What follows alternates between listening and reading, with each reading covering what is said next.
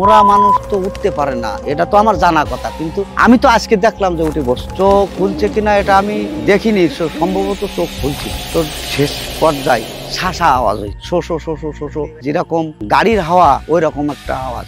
আওয়াজটা যে কোথার থেকে আসতেছে এই আওয়াজটা আমি আজ করতে পারিনি। আসলে এমন একটা বিষয় যে শ্মশান ধুয়ে দেওয়ার পর আমি ওই যে বাকি অংশ পুরি যে অংশটা থাকে ওর মেরুদণ্ডর হাড় থাকে, ওই হাড়টা অবশিষ্ট যে হাড়টা শ্মশানের পাশে পুঁতে রাখতে হয়, আমি সেটাও আমি করছিলাম। এবং চিতা ধুয়ে আমি আমার দায়িত্ব শেষ করে আমি বলছিলাম যে এরকম দায়িত্ব আর আমি নেব না, কারণ যে দায়িত্ব জীবন কেড়ে নেয় সে দায়িত্ব আমি নিতে পারি না। তারপরেও আমি তো মারা যাচ্ছিলাম, যে ওই যে উঠি বসছিল, যদি আমার ছবি ধরে তো ওই আগুনই তো পুড়ি মরি যাবো, ভয়তে মরি আর না মরি আগুনই তো মরবো। আমার তখন এরকম মনে হয়েছিল যে আসলে এই কাজ আমি বাদ দেবো, কিন্তু চিতার কাজ করবো না। তারপর আমি ধুয়ে ওদের প্রথা মতো, হিন্দু সম্প্রদায়ের প্রথা মতো আমি ধুয়ে 3 দিনের যে সিস্টেম মতো চুল ফেলে রেখে পবিত্র হয়ে পরিত্রাণ হতে হয়, সে পরিত্রাণও আমি হয়েছিলাম। তার পরিবারের কেউ হয়নি। সে তার মৃত্যু গলায় রশি পরা, এটা তার অপরাধ ছিল। তার নাম ছিল সুস্মিতা রানী মণ্ডল, বয়স ছিল 22 বছর, ইয়াং। তো আমি মনে করলাম যে এই মেয়েটা আমার বোন হতো,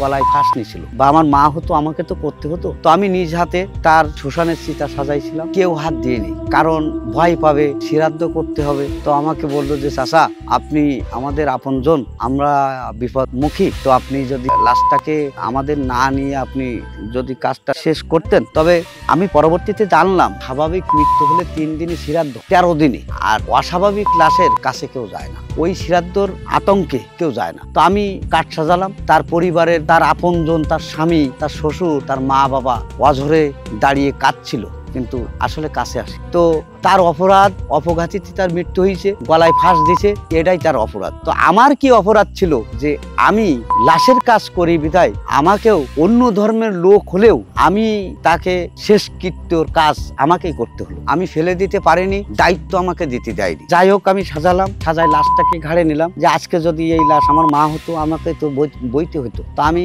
আপন চোখে, আপন ভেবে আমি লাশটাকে তুলে কাঠ দিয়ে, তারপর হিন্দু শাস্ত্র প্রথা মতে আমি শ্মশান 7 পাক ঘুরে মুখে অগ্নি দিয়ে আমি আগুন দিলাম। দেওয়ার পরে 2 ঘন্টা 24 মিনিট আমার টাইম মনে আছে, তখন রাত 10টা কত মিনিট হয়। এটা লস্কর ইউনিয়ন তুহিন চেয়ারম্যানের এলাকা। শ্মশানটার নাম হচ্ছে চর গোজালিয়া। তো চেয়ারম্যানও উপস্থিত ছিল, চেয়ারম্যান সাহেবও উপস্থিত থাকার পরেও কাছে যায়নি কেউ। তো আমি আগুন দেওয়ার পরে যখন শেষ মুহূর্তে কাঠ উঁচু করে বসেছি, ওই যিনি মারা গেছে আগুন দেওয়ার আধা ঘন্টা পর কাঠটা মুই কুন্যে উঠে বই, এই চেয়ারম্যান সহ সবাই দৌড় মারিয়েছে। চেয়ারম্যান মারা যাচ্ছিল, লস্কর ইউনিয়নের চেয়ারম্যান ওই আতঙ্কে মারা যাচ্ছিল, সে অনেকদিন অসুস্থ ছিল। তো আমি পাইল ফিরি দেখি যে আমার তো আর কোনো উপায় নেই, আমার অবস্থা পুকুরটি স্নান করলে যে অবস্থা আমারও সেই অবস্থা। আমি এত অসুস্থ, তারপরেও আমি ফেলি না রাখি আগুনটা শেষ করলাম। শেষ করে পালাইনি এই কারণে যে আমি দায়িত্ব দিয়েছিল,